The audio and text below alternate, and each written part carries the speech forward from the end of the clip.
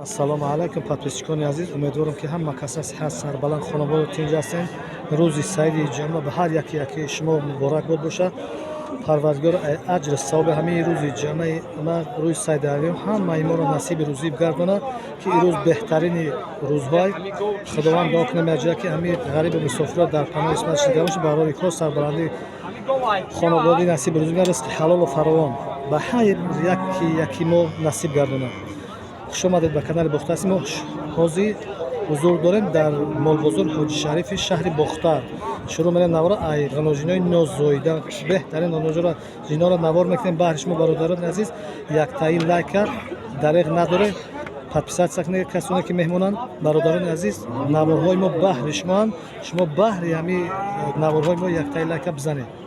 شروع می‌کنیم نوار ای غنوجینای نوزویده. подписчикон шурӯъ менем навро аяк сарғаначина ки ёшаки беҳтарин мола свети хубай молака базиба шохам хоша мол наброваде чапл гуфти амира 9000 муомила дора бозор чӣ пурси 8450 сомон кардай надода ғаначина ки нағза бар тафошани ё шакал طرفشان یک تماشا کنید ای سری مولم ببینه برای سری بازی باید چی است اما رقم تلفن تا گپ زن شیر ماکیداکی شیر ماک شاش یوش معلومه اخی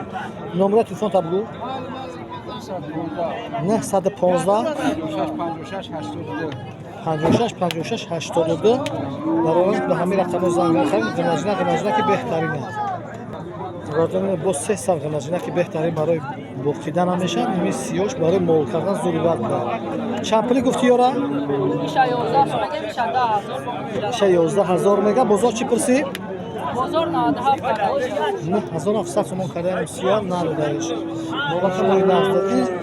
ایشا چند گفتی؟ ایشا 10000 او معامله خوب مبانگیش 10000 و پیشون قشقه چی؟ ایشا هم 10 این هر دوش 10000 برادران عزیز مولا در یک جاگیر هم سودا میشن تو قطع خرم رقمای تلفنات چند؟ 917 39 93 67 برادران عزیز به همین رقم‌ها زنگ بزنید خریداتون مولا هر سهش مولاکای خوبن برای مول کردن هم این سیاش برای مول کردن ضرورت است یوش برای بوختیدن هم میشن مولا سیاد دارن در یک جاگیر هم فروخته میشن در توقعگیر هم کسی که خریدار باشه برای همین رقم‌ها زنگ بزنه خریداری کنه مولاکای نغز بس برادران عزیز 3 سال غنجنا که بهترین سویتوش هم سویتوش مولاکای غوسه که نغز دستن این مولا هم در یک جاگیر هم سودا میشن در توقعگیر هم برادران هستش مولاکای هم یک چیز شویدش زور بیاست موزه پیش هم میگریم نوار میکنیم یا ببینیم بعد نرخوشان هم میپرسیم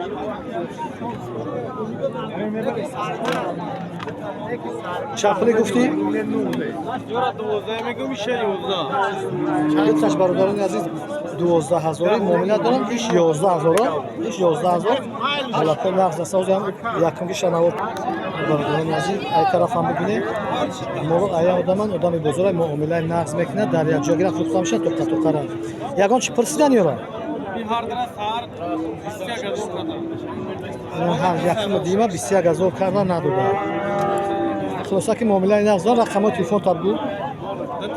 2 732 91 برادران عزیز همین برادر آدم بزرگ معامله نغز میره مولاکای نغز هم میگیره زنگ بزنه خریداری کنه بهترین مولا هم یکمیش زور بیاست چون یک سر غنجنا که بهترین همین سویترهای دوستان یا شاکای خفاشا ببینید ایش ببینید مولاکای غاصای کوپاری غاصی خوب هم دارن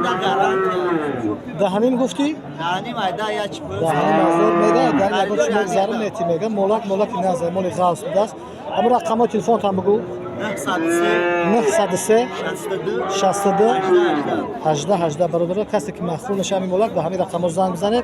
برادر آدمی بزرگ معامله نغز میکنه 9200 بزرگ پرسیده برادر از مولاک هم مولاکی غاصی خوبی خوب دست سیاه یک برادر پرسیده که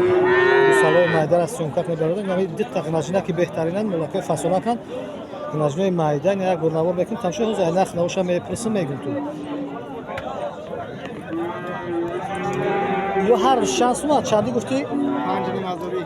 5000 میگه معامله دارم برادر تماشا کن هر چند غنجنای شوخ کلتک فسونا کن سورتای خوب هر چند بازار یگان چی پرسی چندی که 5 300 خود 5 میگفته سیا 5 میگم 5 300 کردم خیلی هم سوداشون کاسه تو بگیرم خلاصا که بوچیدگی ملاقات نرزنه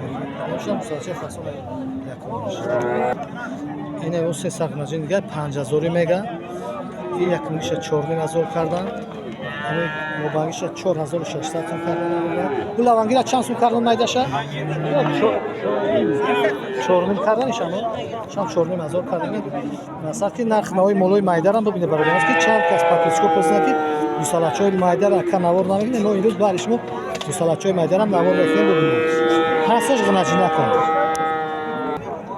دتا بقچای مایدر برادران از تماس شکنه هر چند مغلاقای نغز بسن ایشم ملاک شروع ده این پیشون قشقش زور چند پله گفتی یارا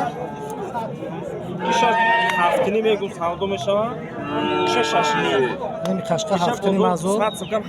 100 سوم کم 7000 کردن قشقه ایشا چند ایشا 100 سوم کم ایشا 100 سوم کم 6000 یا برای خفور نوار میکنیم تماشا کنیم برای ملاک نغز بسن و رقم تلفن برادرام میپرسن ما برادران از طرف تماشا کنیم ملاک مولای نغز هاشم مصالحه چون کوی مایده بقچه هردش بقچه هم رقم تلفن تام بگو 880 48 48 من رقم زنگ میزنی خبر بدید که اصلا یک دوستای مایده در به خاطر برای خونه بونی کردن اکونومیچ مولا انده یا چوک میخوان یا چی میشه زنگ میزنی خریداری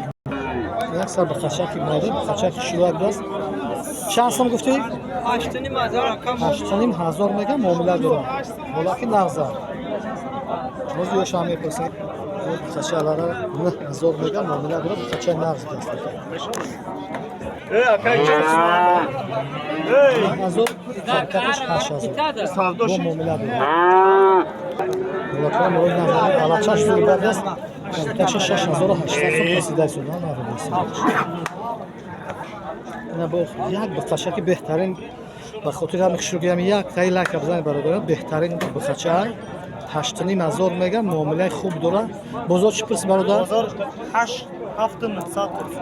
7900 сум кардан надодаш не ки молан молҷони баъзе баг мол да куклача моли фасола ширмаста кайда моли шохам ровадаги хача нағз да бародарон азиз молаки хуб рақама телефон тагаб зан 551 4 та 5 69 برادران از به من رقم زنگ بزنه خریداری که برادر معامله نغز میکنه موشا ملاک نغز است نه برگتم شده گوسالچه شیرما سیفا سونا کنه برادران الان به خچه 9450 سومانی سودا شد ملاک بعضی بعد شروع است که خیر خداوند این برادرم نصیب کنه که برام ملک و مال نغز گرفتن که ما تماشا کنیم ملاک نغز داره کم میگیم ملاک نغز میشه برادران عزیز بخچه را بهتریناش به ملاک فسانک شلوه یک خش رو تماشا کنیم بعد میگذاریم نرخ نوش میپرسیم انشالله ملاکی زور خدا رسولی همین قگوساله فسانک که کسی میبینم گذشتگی رو میپرسیم قفوش چند پول گفتی را 11000 سومانی میگم معامله خوب داره برای از بهترین ملاک بازار چی پرسی 9600 سومون کرده نداده 96 ندادی رقم تلفن تا بگو 908 81 48 برادران به همین رقم زنگ بزنه خریداری کنه برادر آدم بزن معامله خوب بکنن با خاطر هم بخشه فسان برادران یک تایی لایکه دریغ نداره برادران یک صد کلبقه بخشه نغزه گردن خوب هم داره سه چند سویتی سیاه ملاک خوب چند پول گفتی را؟